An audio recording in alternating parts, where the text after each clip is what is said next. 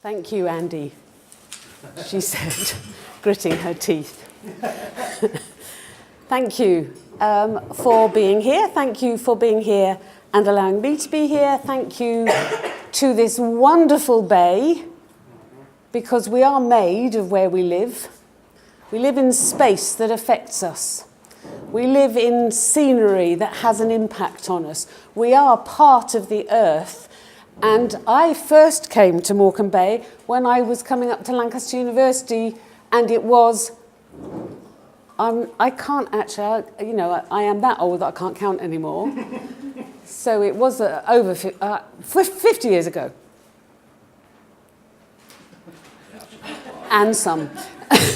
And just by the railings down there, I first kissed my husband. Yay! And so when we had been married 40 years, we had our anniversary celebration in this room, and it was the day after my mother died. Woo! Times and seasons, you know, some things come together. One dies, and you accomplish a transition place in your life in two ways. So this room always has me kind of like crying, laughing, dying, looking at the sea. Are you affected by things like that? Yeah, good. So we're talking about love and kindness. What's that got to do with the earth? We'll get there.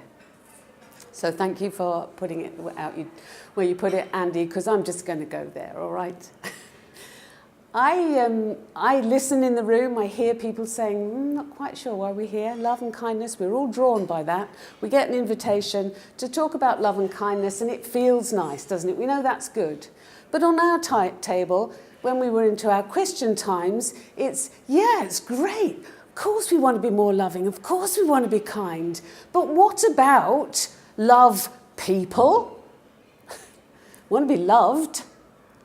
But what about Yak's daughter getting mugged in the street and him knowing what to do with the guys that did it? How do we love them? Yak, once a youth worker, always a youth worker, takes them for a barbecue on the beach. But he had to dig deep to do it, he said. And you can feel the exhaustion of trying to love that which is horrible. Not the kids, they're not horrible. They did a horrible thing. So he finds some different resource to go and sit on the beach and react to that experience with something that is abnormal response in a world where... Yeah, was that all right to just expose all that? You're now looking at this. GDPR violation, but who cares? His name is not Yak, and I'm not here. You can edit that, please. Or, anyway. All this to say, we're all in a moment of change here today. We wouldn't be here if we weren't. But it's a bigger change than just an internal change where we're all exhausted or we're all wondering what this is about or we want to know a different way of being because we all definitely need it. The world is changing. Kate Blanchett. The world is changing. No, I know I can't do a Kate Blanchett, but you must have seen it. Lord of the Rings. The world is changing.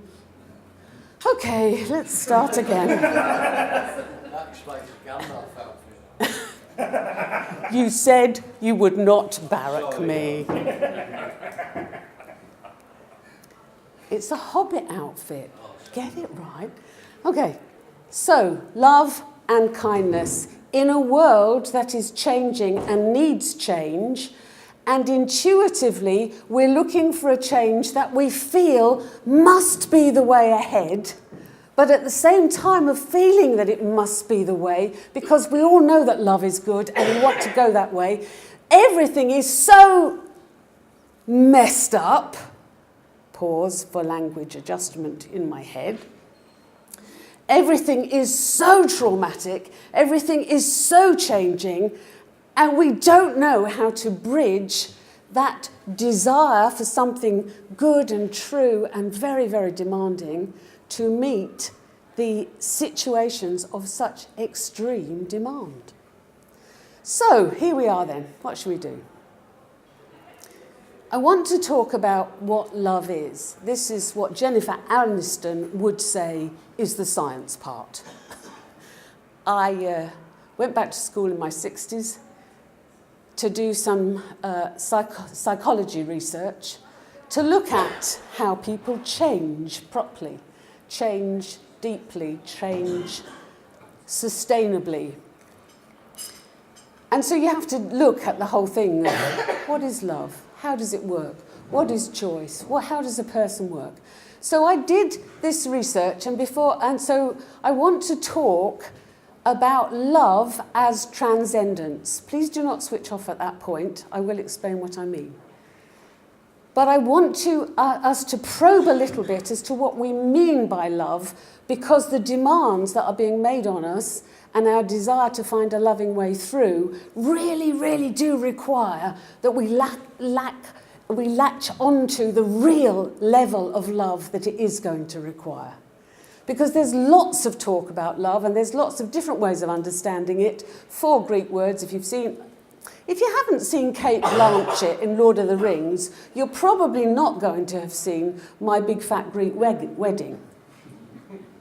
It's a little old now, but it was a Greek friend of mine who told me to see it, so I'm not being difficult here. He said, you absolutely have to see this because it really does get the Greeks off pat. But anyway, in the middle of it, they say, all the time, the older man is always saying, the Greeks made that word up. The Greeks made that word up. So love, 4 Greek words for love. Read the book, C.S. Lewis, 4 loves? Lots of different ways of understanding love. There's eros love. It all began by the railings over there with my husband. It's intimate, it's sexual, it's attraction love. There's agape love, which is sort of noble choice love, like Tale of Two Cities, 'tis a far, far better thing I do, to give my life on the guillotine instead of my friend being killed. It's a storge love, which is putting up with your children. You love them really, having just had lots of them and the grandchildren from Easter. I'm not quite sure whether that's still true, but there we are. There's a kind of a familiar affection, which is the sort of storge love, and then there's filio, the word from which Philadelphia and all those different connotations comes. It's a loving equality, to love your brother. It is when Jesus asked Peter, do you love me, after he betrayed him. You remember that story? And Peter said, Jesus said, do you love me? Do you choose to love me with the noble love? And he goes, you know that I love you as a brother. And Jesus says, do you love me? And he says, you know I love you as a brother. And finally Jesus says, do you love me as a brother? Because that is what transcendent love is. To know someone as an equal, as someone who you belong to, who belongs to you, who is made of the same stuff that you're made of, no matter what colour, what shape, what gender, what background, what pains, what gift, what energy levels, what amazing stuff they do or don't do, but to love somebody because we are human beings together and you love that which you are. So as Jazz had us going, you know what? If you can't love yourself, you can't love your brother. It's equally true, if you can't love your brother, you can't love yourself, or your sister, or your fellow human being. So that's the journey we're on. I want to talk about love as transcendence, but before I start, because I haven't yet, I want to just mention 2 things. One is the deep research that I absolutely love doing was I discovered that what really changes people isn't the science bit, which I'm doing now, but the stories. So I really, really recommend the Black Swan podcasts, which Andy's doing, to gather stories about experiences of love and kindness and how they work. In listening to them, you are changed. When we listen to stories, we're drawn in, and they are a more feminine type of knowledge. You get drawn in, and you feel, and you empathise, and you react, and you get hopeful, and you get imaginative, and things change in you instead of us trying to go, process. What shall I do with this knowledge? Stories captivate and they kindle hope. I haven't read them, I haven't listened to them all, but if you have to listen to one, you have to listen to the one from the well, the guys at the well talking about how love has changed them. You will be changed by those stories because you won't be processing how did that happen and how can I do that? You will hear it, you will hear them talking about one another, you will hear them listening to one another, and you get caught in that space between them and you feel the exchange of something that is beyond words. You feel the love and the respect and the absolute commitment.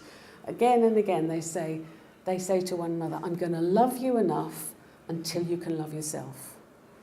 I tell you what, that changes you. So that's the first thing I wanted to say. The power of stories. They can kindle hope in us, but they also remind us of pain. So the second thing I want to say is this. We're living in a time of disruption. You'll know all this. It's basic psychology 101.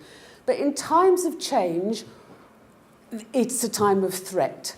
The levels of change that are happening to us socially, economically, psychologically, familiarly, name it however you name it, they have never been quite as massive as they are at the moment.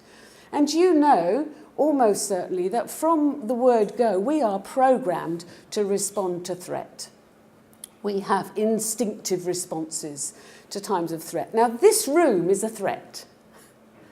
We're not quite sure why we're here.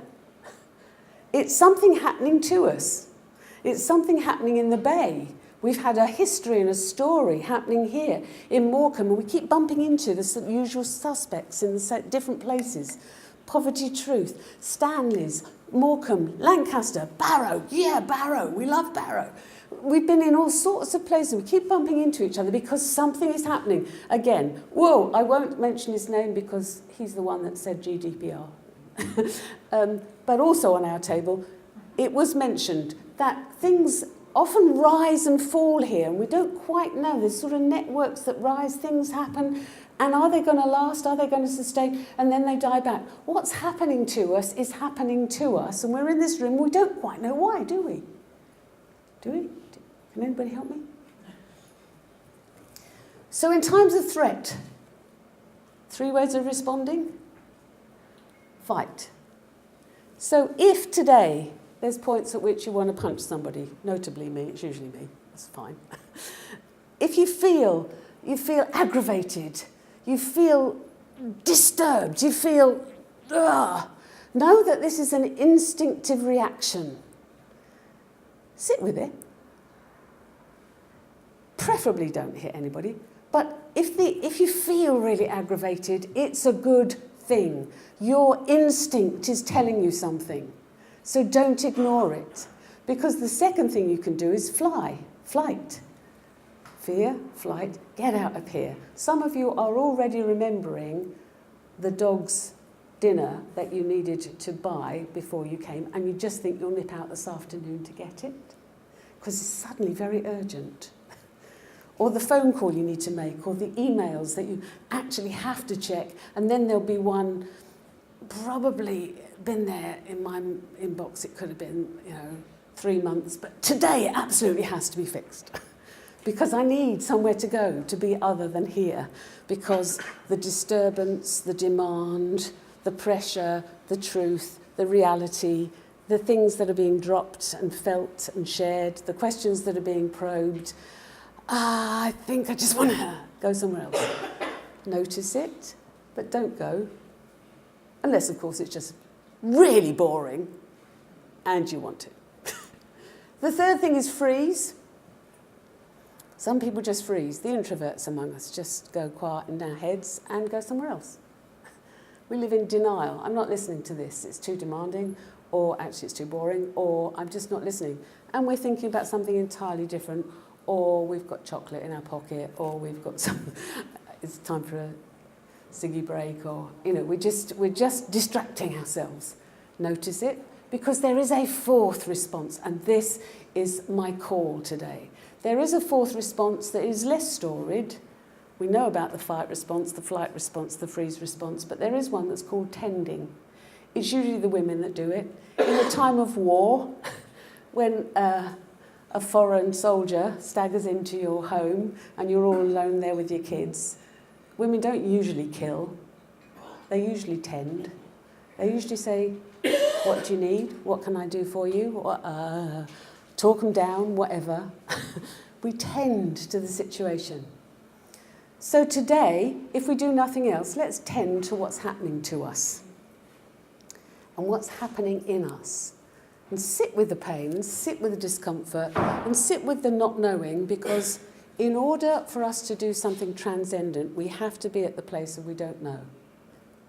We don't know what's going to happen next in our society at this time. We don't know what's going to happen with globalization and the degrowth that's necessary. We do not know what's going to happen with our planet that is burning before our eyes, and it takes a 16-year-old girl to bring it to enough attention. We don't know what's going to happen with our children. We don't know what's going to happen as the education system gets worse and worse. We don't know what's going to happen with the health service, which almost certainly won't be a national health service within a few months now. We don't know any of this. And so we're looking for something transcendent, something that goes beyond where we're at, where we've been, and where we can possibly be today. We are looking for something transcendent. Now, that word means lots of things, but the really, really good news is it just means to go beyond where we're at. For some of us, it has supernatural overtones. It means a breakthrough beyond the normal, from a God or from a source of love that we're reaching for. Hands up, that's my belief, my deep faith, my longing hope, but it doesn't have to be yours. What we can agree on now is that we need something greater than we've got this far. Is that right? So love as transcendence. This is the science part. You will know, most of you will have heard of Maslow's hierarchy of needs, the developmental model of how we are all formed as human beings. We're formed of the planet, don't forget that. We're formed of our material world, so let's stay attached. We're material, but within that materiality, we are forming all the time as people. And love is what forms us. So first needs of a growing person physically are the physiological needs. You know the hierarchy of needs I'm talking about? We start with needs of food and water and more coffee and comfort. We need to feel physically fed, watered, and secure. When those needs are more or less met, that's why it's called a hierarchy of needs. Those are our first ones. And when I held my little baby, and they screamed, they either needed food or they needed their bottom changing. It was or they needed to go to sleep, and then you just have to leave them to yell until they do go to sleep because they need to go to sleep. So it's those things of stasis and rest that are deeply, deeply our first base needs.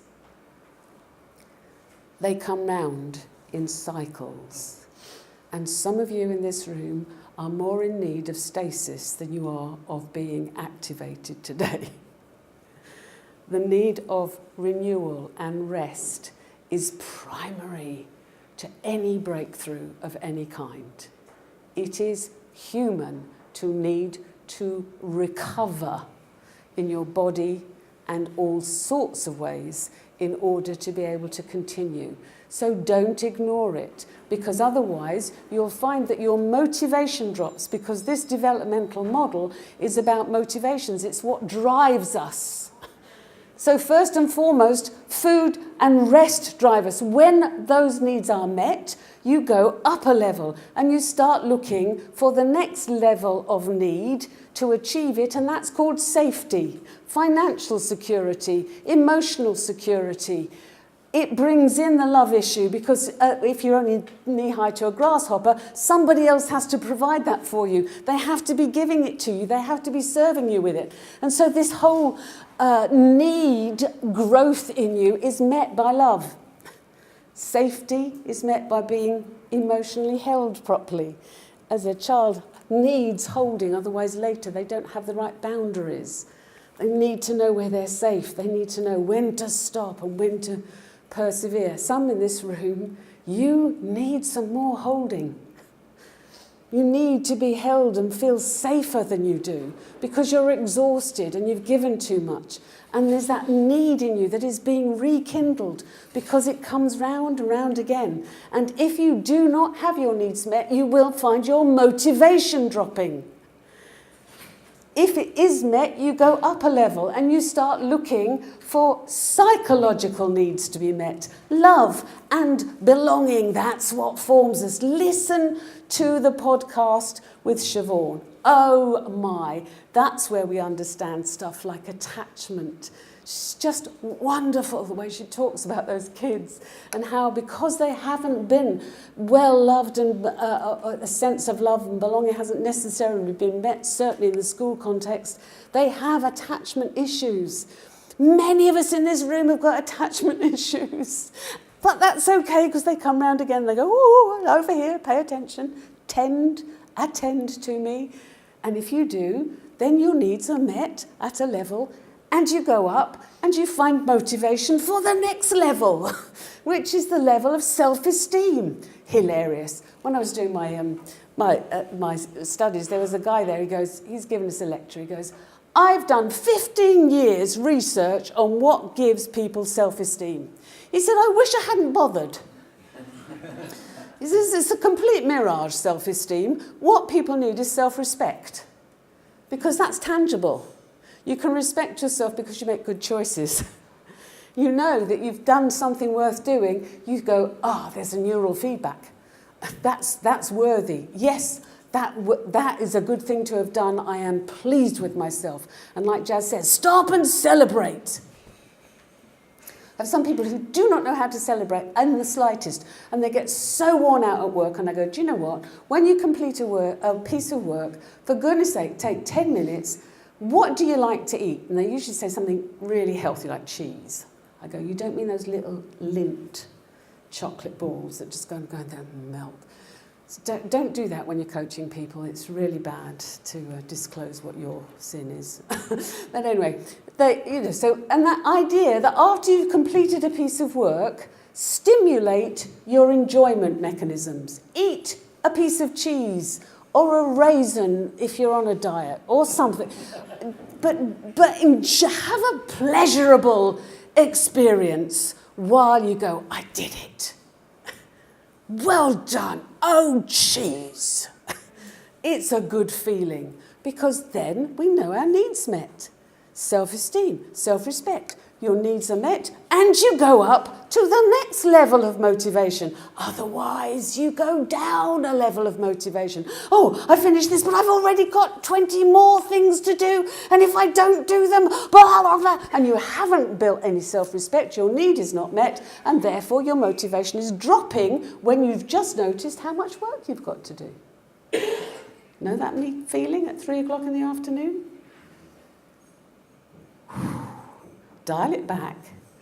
Self-respect, self-esteem, 10 minutes with a cube of cheese changes the world. Because you meet your needs, your basic human needs, by love, by loving yourself, respecting yourself, or insisting that the person sits next to you and has a piece of cheese or Lindt chocolate if they prefer it.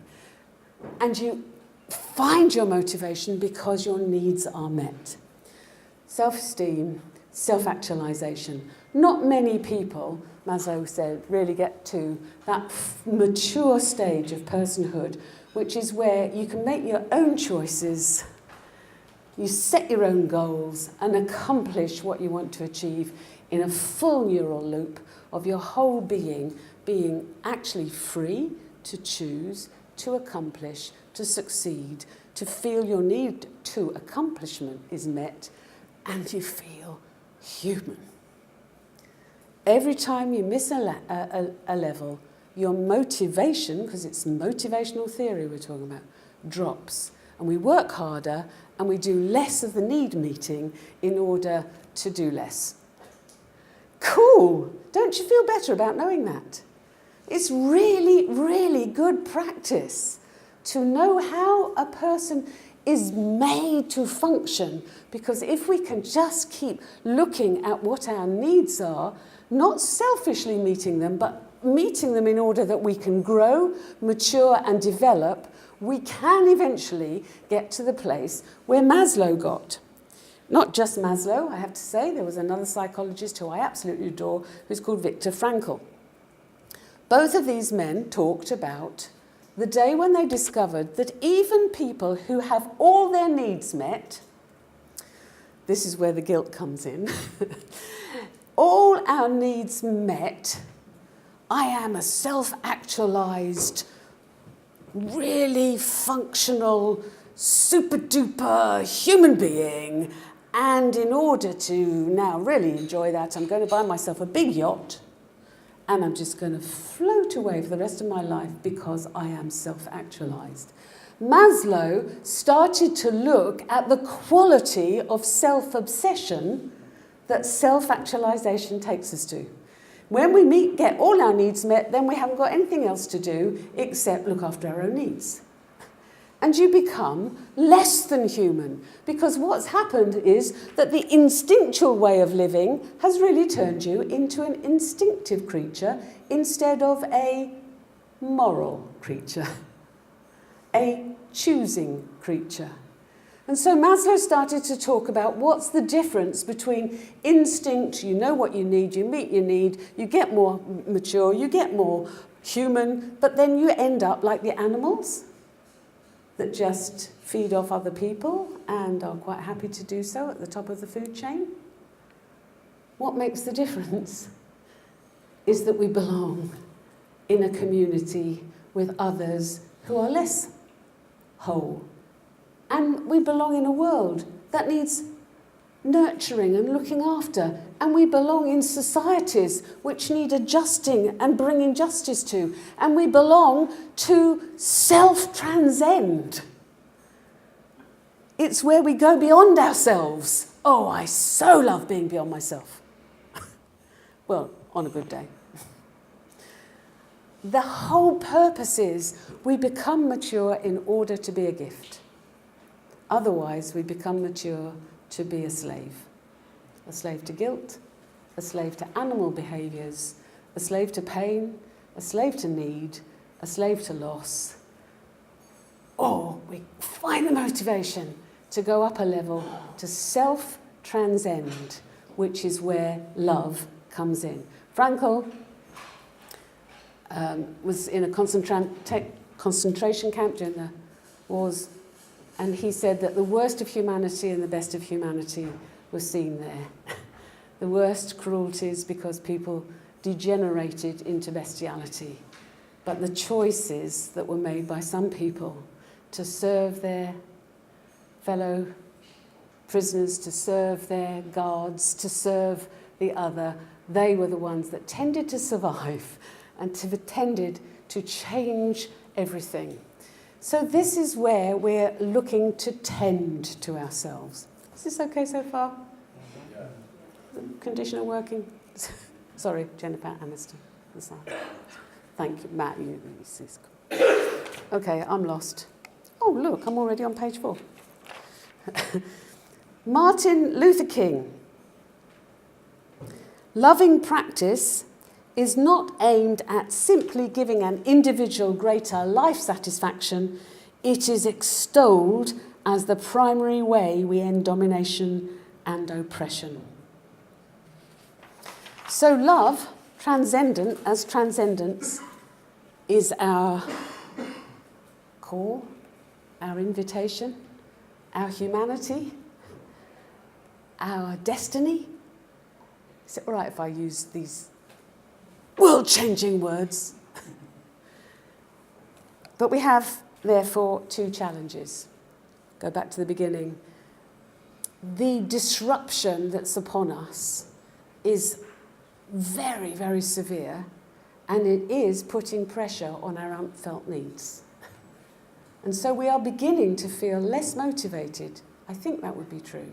I'm hearing more people say, I'm so knackered. The third sector is beat to death. There aren't enough resources. And it's true, isn't it? We are noticing our need, our social need, our emotional need, our physical needs. We are noticing them, and I'm here to tell you, tend to them, because it shows that the disruption is really severe, and we need to change our behaviours in a moment of such demand. As we come under this pressure and the increased demand it puts on us, because we are trying to change the world in a terribly difficult world situation, we find that our individual needs are coming under this pressure, and we need time for ourselves, and then the guilt builds, and what's the solution? And then we come to a meeting like this and it's, I think I like being here, but on the other hand, I've got my emails to do. The segregation or the disassociation between the demand and the pain or the lack or the needs that we have is making it even worse, because the individualization of our lives over the last generation, 3 generations, in the Western world as we've known it, we are so individualized that the idea that there's any healing in community because there's only service to be done, or the idea that there's as a social change or a social movement that must emerge, when that means it'll be us lot again because we're all the change makers, but we're all knackered. And you just go, motivation dropping, desire rising, motivation, energy dropping, problems rising, and we're on this massive swing. And individualization is one of the major causes of this. I don't know if you ever saw, there was a remarkable TED talk about a lady who is a neuroanimist, a scientist, and a brain scientist, and she started to have a stroke one day. Anybody know the one I'm talking about? I can't remember the lady's name. You've seen it. And she started to have a stroke, and she knew she was having a stroke because she was a scientist. And so she told her colleague, and he understood what she was saying, that she was losing her one part of her brain to a stroke, so she couldn't talk very well. But anyway, he started to track with her, and she started to keep the notes she could. And she had the most amazing experience of going into a coma, when in the coma, she said she went into nirvana. She went into a consciousness of collective wisdom, where she knew stuff that she knew she didn't know individually, and she was able to perceive it and learn and pick up wisdom from ages and histories and all sorts of things. And she said it was so wonderful because she didn't have to do the work, she didn't have to do the processing. She just could assimilate the wisdom of ages and the insights of others and roam around the stars. And then, of course, she got well. And from that time, she's just said, I've come back to tell you that nirvana is possible. And she's been on a drug trip ever since. Now, I tell you that story because I was deeply provoked by it. I am a deep introvert. And my husband is even worse. And so that sort of sense that, please, I'm in here somewhere and I need my space. The me, just back off, will you, after a bit. And to be told that nirvana is about being entirely absorbed into a collective experience was death to me. I thought, well, where does that leave me? Who will I be? Will I still have any power? Will I still have any choice? Will I still be me? And then I was so relieved, because as I kind of came back into my cognitive behaviour mode, I thought, actually, her experience was dysfunction, because she'd had damage in the side of her brain that is about being an individual, and for a moment that was quietened, and I understood that it's about a rebalancing going on.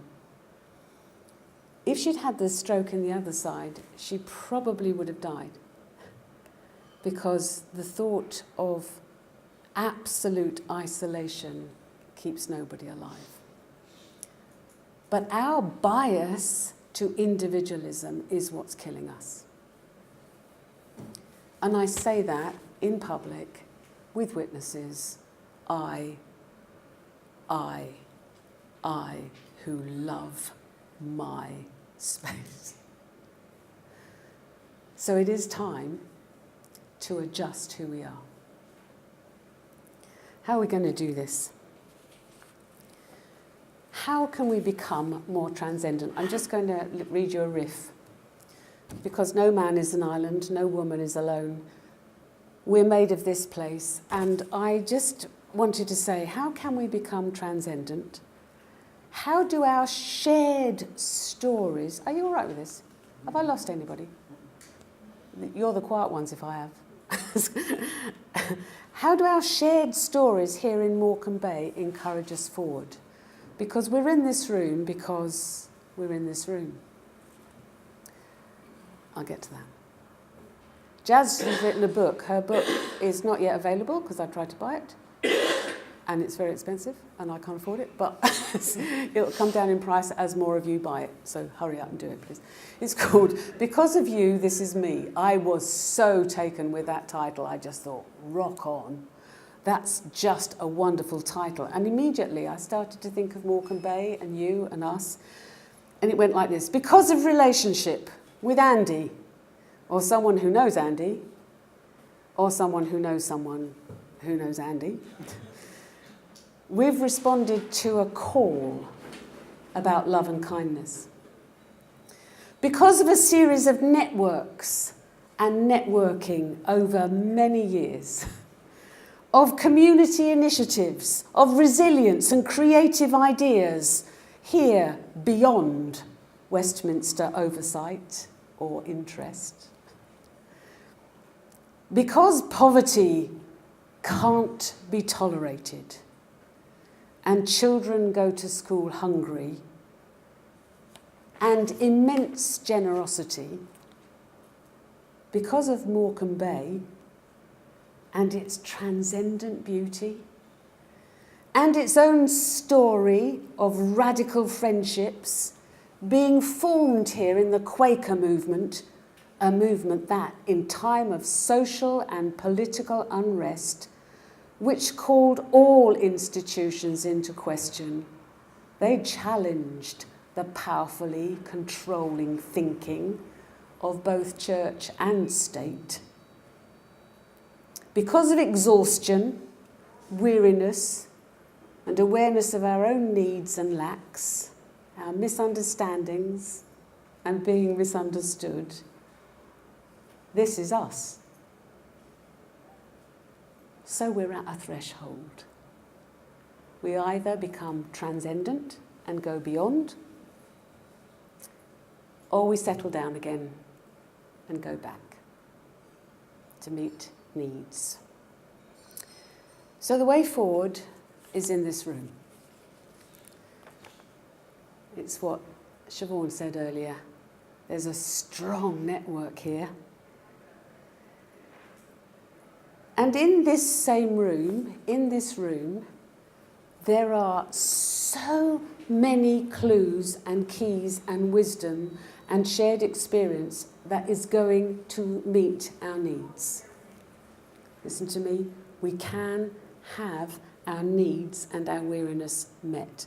as Siobhan pointed out, we don't all have to be doing all the same things. Some of us are good at some things. Some of us have got experience of other things. We can fill up our lives with the wisdom that's in this room and have plenty left over.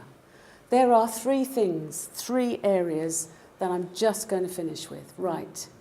The inner work that Andy's talked about, the inner work and our own needs and pains and loss of motivation and felt needs that are coming up again, like I said at the beginning, that can be met because there are people in this room with the skills to meet them. And we have to share our skills. When we do some table work this afternoon, I want, if we can, to absolute brainstorm what's available. Andy and I do a lot of work on the Enneagram. It is life-changing to work out what your instincts cause you to do, how they cause you to react, what happens when you react like that knocks on effect, to understand how your own personality type works is one of the key tools for this time. It is a very ancient model. And I, for one, am happy to offer that model and that training free of charge to anybody who wants to take the time to do it. And Andy's going to help me. Actually, he's going to. There are skills, like Siobhan on the podcast. This issue of attunement, to resolve attachment issues. Find somebody that you're going to risk it with, who you're going to be known by. Because where we're at in this room is we're a lot of individuals who are sensing that there's something more that could be done, but we're still afraid to either ask or offer or risk it. It is time to transcend that. Like Jazz said, how brave do you need to be? How desperate do you need to be? If our scars are our superpowers, I'm going to steal it. I have stolen it. It's now mine. If our scars are our superpowers, then our unmet needs are our pointer that I need, Simon, that I need your friendship. I need time with you. I need your gift, your grace, your skill, and I'm going to ask for it. We need to put together a what's that called? A register of things that have worked for each of us. Good therapists, skills like the Enneagram, what we do about attunement, how to sit with somebody who really, really listens to us and knows us. We can do this. We have the skills and we have the training. And some of us are going to make that available. So this inner work, don't give up now just because you're all knackered.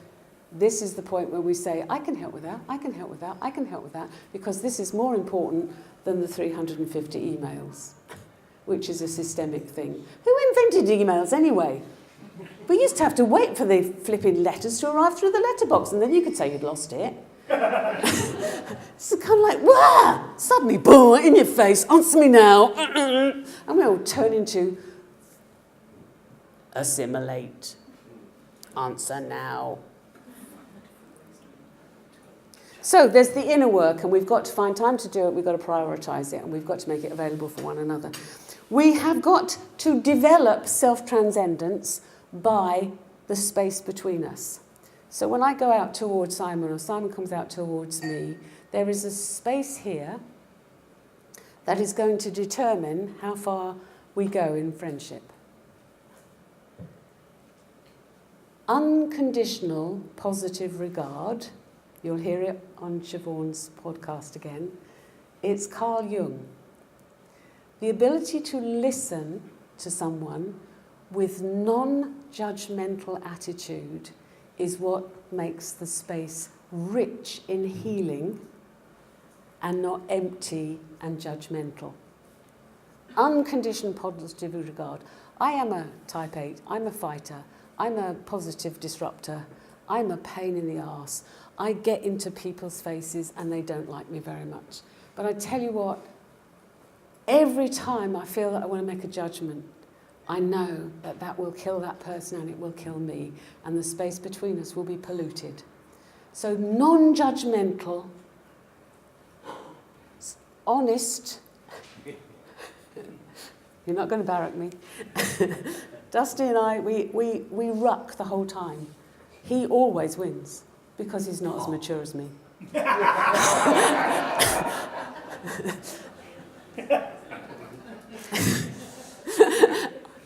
But that unconditional positive regard, he thinks the best of me, I think the best of him.